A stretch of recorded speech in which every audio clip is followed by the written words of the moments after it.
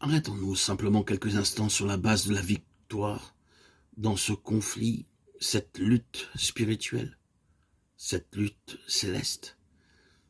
La base de la victoire que nous avons dans 1 Roi 18 est certainement l'autel. Dans Éphésiens, c'est la même base. Avant d'arriver à notre position dans les lieux célestes pour entrer dans le conflit et le triomphe céleste, il faut que nous passions par les premiers chapitres des Éphésiens et reconnaissions qu'une mort a eu lieu. Un autel était là et après notre mort à nous-mêmes, nous avons été vivifiés et ressuscités ensemble. Tous les traits de la croix de l'autel sont impliqués au début de la lettre aux Éphésiens. Ainsi, la base de la victoire est présentée. Ce qu'elle représente, c'est la croix, l'autel. Élie avait pris 12 pierres. Et le fait que l'autel a été constitué de 12 pierres met immédiatement vu en relation avec l'autel le trait administratif. 12 est le nombre de l'administration. L'autel composé de 12 pierres devient, entre les mains de Dieu, l'instrument administratif. Le principe du gouvernement. Le gouvernement est dans la croix et s'exerce par la croix. Car c'est par sa croix qu'il a triomphé. C'est sur sa croix qu'il a dépouillé les principautés et les puissances et les a exposées ouvertement. En lisant ces passages de 1 Roi 18, avons-nous été frappés par ces termes? Nombre égal à celui des tribus des enfants de Jacob, à qui l'Éternel avait dit « Israël sera ton nom ». Que signifie cela? Oui, Israël, un prince avec Dieu. Les fils d'un prince avec Dieu sont représentés par l'autel, par la croix. Cela nous parle symboliquement de la base sur laquelle nous entrons en notre prince, dans notre position gouvernementale en Christ. Le prince avec Dieu. Il est plus grand qu'Israël, il est le prince avec Dieu. Nous sommes fils en lui et participants de sa qualité de prince. Cette position nous amène à la place de l'autorité gouvernementale en Christ, dans les lieux célestes.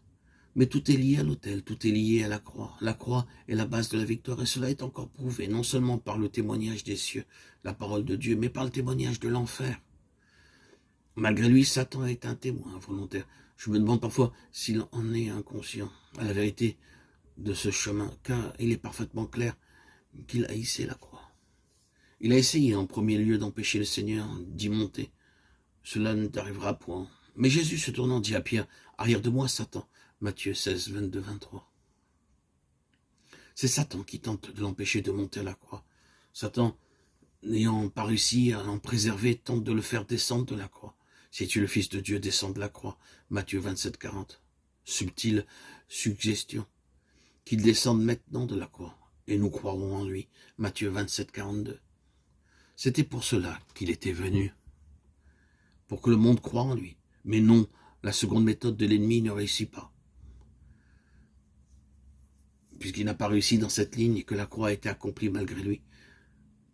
Il cherchera maintenant à changer, à altérer la prédication de la croix et à en enlever tout le but. Il poussera les hommes à la prêcher et à la présenter vaine dans leur prédication même. C'est extraordinairement subtil. Il est bon de reconnaître jusqu'où peut aller l'ennemi. Il inspire la prédication de la croix et la croix, étant prêchée sur son instigation, sur son influence, sera rendue non efficace. C'est ce que nous dit l'apôtre dans sa première lettre aux Corinthiens. Il dit que la croix prêchée dans la sagesse de l'homme est sans effet, elle est rendue vaine. Les hommes qui prêchent la croix sont leur propre sagesse, enlèvent de la croix sa vraie signification et sa puissance. Oui, il nous est parlé beaucoup du chemin de la croix, mais ce n'est plus le chemin du Seigneur, ce n'est plus son chemin.